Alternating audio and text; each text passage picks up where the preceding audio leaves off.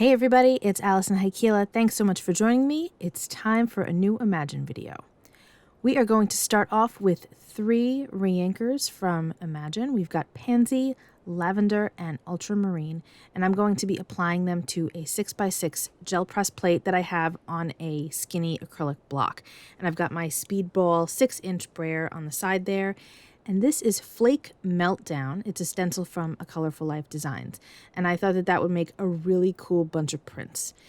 I am starting off with the Ultramarine, and I'm applying way too much ink, you guys. Way too much. Don't do all this. I wind up using a good portion of it in a variety of ways, but you really just don't need this much. You can use your brayer to just roll out that color and spread it out nicely on your gel press plate. I just have too much. You can see that it's beating up a little bit, and I'm not really sure why, but it doesn't really matter because the prints look very cool when they're done anyway. I've got a print here that I wasn't really in love with, so I figured I'd just add some layers. That's a really good way to kind of work with prints that you don't love. Just keep adding layers on top of them and see what happens. Look at all that delicious ink on that stencil there. So I've got a clean, fresh piece of copy paper, and I'm going to apply it to the plate. And this is going to be one of the prints that I really love. This might actually be the print that we use for the card. Yep, it is. It's so pretty, right? Look at those colors. I love them. Love them. So now I've got all that ink left on my brayer. We do not need to apply any more because there's just so much there. And now I'm going to put the stencil right back on top in the same orientation. So this way the same colors are on top of the same colors because there will be some transfer from the stencil to the plate itself.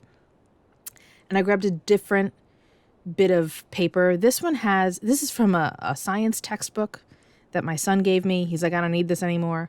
So I gessoed on top of it, and then there's some splotchy stuff. I don't remember what it is.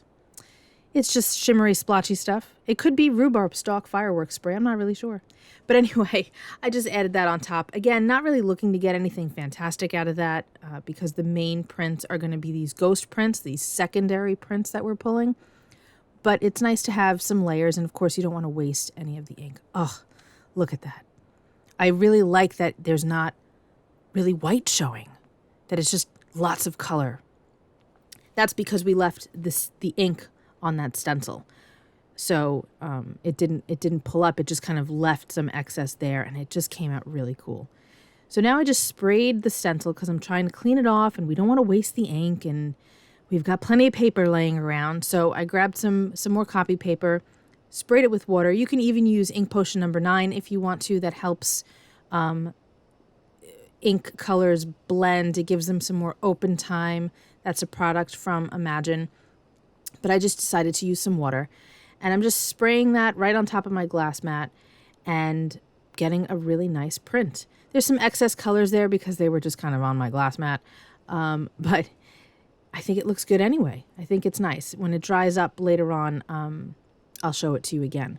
So now there's all this color still on my brayer, and I really could have kept going.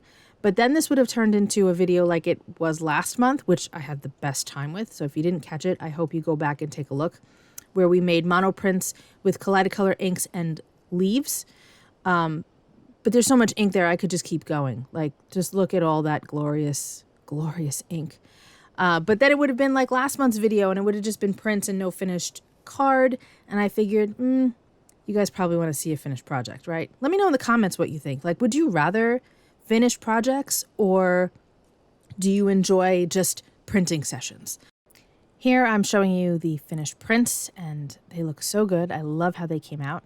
And it was down to these two. I wasn't sure which one I was going to use, but I wound up going with that very first ghost print that we had because it was exactly what I had in mind when I envisioned what we were going to make together today.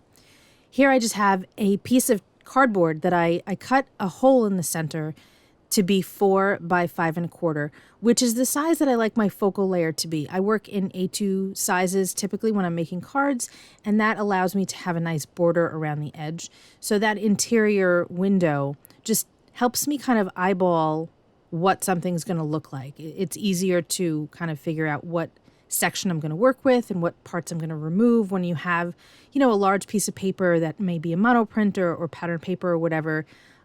It just helps me focus on the area that I want to keep. So now I've cut that down to my, again, 4 by 5 1/4, and you can see that there's a nice border around there so that I can either leave it white or add color, which is what I do 9 times out of 10. I grabbed this is new to me. I have this Creative Expressions die and stamp set. It's from the Festive collection called Wishes. I was unable to locate this exact one on their website. I do have their main website listed in the description box, as I do with all of the products that I've used today. This might be discontinued, this particular one, but they do seem to have a whole lot of other cool products, so make sure you take a look. But I liked it because it has this main focal die and then stamps that are, what's the word? They kind of help you build the sentiment, right? The word isn't coming to me. Forgive me, you guys. But you know what I mean. You know, you build a sentiment with it. Supporting. It's a supporting set of words in stamp form. Guys, it's been a day. I feel like I say that all the time. I'm just tired. But I'm having fun because look at my hands. They're all pink, not pink, blue and purple. See? What's happening with me? So I die cut the wishes. Let's get back to the card. I die cut the wishes out of just plain white cardstock. And I started using some Memento inks with my Cottontail blending brush on top. I started with Summer Sky, and then I decided to jump over to Elderberry. Colors weren't really speaking to me just yet, so I grabbed some Bahama Blue, put that on top, and that was looking better. Just blending those colors on top. And it's helpful because this is a little bit of a delicate dye. So leaving it in the cardstock like that makes it much easier to ink blend on top. You could also ink blend your cardstock before you die cut it. That's always an option, but I kind of prefer to do it after the fact if I'm using multiple colors, just because I'm not sure exactly where the colors are going to be placed when the die is cut. It could move in my machine and things like that. So I like to do it after, but using that excess piece of cardstock to keep it in place is definitely helpful. So you can see that it's overhanging the card, and that's totally fine. I don't have a problem with that. We're going to remove it later on. So I feel like it's still not good enough, and I went with Paris Dusk. Here's something about me. I prefer felt ink pads over like the spongy foam, simply because, oh, by the way, I die cut it out of a metallic blue foiled cardstock also, just to give it a shadow layer. I'm just going to offset it when I adhere it. So I love felt pads because they have a texture on them, right? Foam doesn't, and there's nothing wrong with that. I don't have a problem with foam. I just like being able to utilize the texture that's on the felt pads. So by simply lightly kissing the ink pad to the paper, or the cardstock in this case, it gave it a really cool texture, and finished off that sentiment in a way that I wouldn't have been able to do another way unless I had a texture stamp that I put on top. But the ink pad itself allows you to just kind of add a little something that it needed without it being like an obvious thing like, oh, I'm not going to add stars to this, right? Or I'm not going to add hearts to this. I just want some texture, and this is the perfect way to do it. So long story short, I like felt pads, and Memento pads are felt, and it gives you a nice look. And it gave me exactly what I needed because I didn't want the wishes to be super clean, because the gel press print that we made isn't super clean. You know, it's got that bubbly look to it, and you can see a little bit of the roller effect happening on the bottom there with it's very lavender. And I didn't want it to be super clean because then it wouldn't be cohesive. So that texture made it a bit more cohesive. So now I'm letting that dry with an acrylic block on top, and I've got Grape Jelly Fireworks Spray. I love this color, and I shook it up pretty well. And now I've just got a watercolor brush. You could use whatever brush you've got, and I'm going to paint the edges of my card base.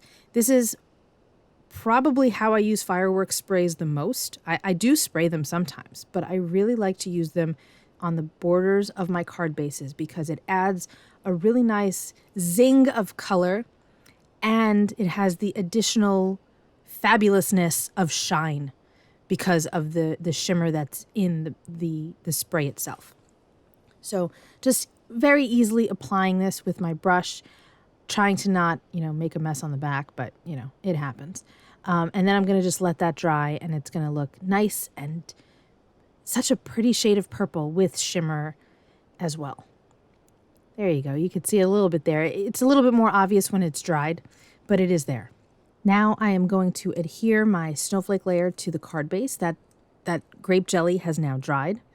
And then we're going to work out how we're going to complete our sentiment on here. So we've got this fabulous die cut wishes, that double layer there, which I'm really happy with how it turned out. And then we've got, again, that little stamp set that is included with the die. It also comes with that rectangular die that you could see there on the right, that strip. And you're supposed to, well, one option is that you stamp your sub-sentiment into there. So in this case, I decided to go with winter. There's lots of options: Yuletide, warmest, birthday, things like that, which is very cool.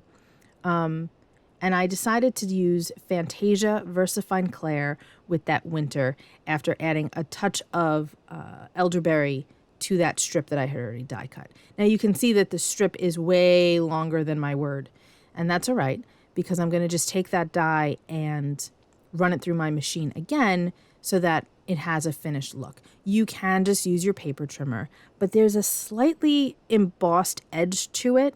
Tough to see on camera, but it's there. And I figured that if I just cut it with my trimmer, it would be pretty obvious. So I wanted to use the die. Now I'm finagling where that winter's going to go, and I'm just not sure. The rectangle is totally throwing me off. It's just not working with the background design. It just seems like it's out of place and floating, and I'm not real happy with it. So I decided, you know what? I know for sure that the wishes is going to go down there at the bottom. And then at least I don't have to worry about that moving while I'm trying to figure things out. And now I'm like, well, why do I have to use it in the rectangle? I don't. So how about we try this instead? And I'm like, one last hope here. Let's see if that works. But I'm like, nope, it's not going to be okay. So instead I grabbed that Fantasia VersaFine Clair again and just said, you know what? Forget it. We're going to just stamp it directly on the card. And you know what? I am very happy with that. I wind up saving this winter. I just put it into the package with the die and stamp set, and then I have it for another time. And I think that that looks great. So now I've got some sequins. I'm going to use some blue and purple, and I'm trying to coordinate the color with the ink color that is where the snowflakes are. So I'm starting off with darker colors. You can see that there's two different blues there. I wind up using the darker blue at the top, and then I use a medium blue and throwing my sequins all into my little Twiddler's Nook tray there just to kind of get everything placed. And then I'm going to adhere them. You could see that now they're all perfectly arranged. And now I have my On Point glue, which is my favorite adhesive for sequins and gems. It just works really well. It's clear. It's innately clear. It doesn't start off white and dries clear. It is clear, which makes me happy. And it dries super fast and it's really strong. And I like to use a pokey tool in the same hand that my On Point is. And then I have like a jewel picker in the other hand to kind of help move the sequins around. Pick it up, and then I use the pokey tool to stick it down. And that's it for the card, you guys. I think it came out really, really pretty. And I have some extra prints that I can use at another time. I hope you learned a thing or two, and I hope that you enjoyed yourself. Please let me know in the comments if you plan on trying any of these techniques yourself. I would love to know, and I'd love to see what you make. I'll be back real soon. Be well, stay safe, peace out.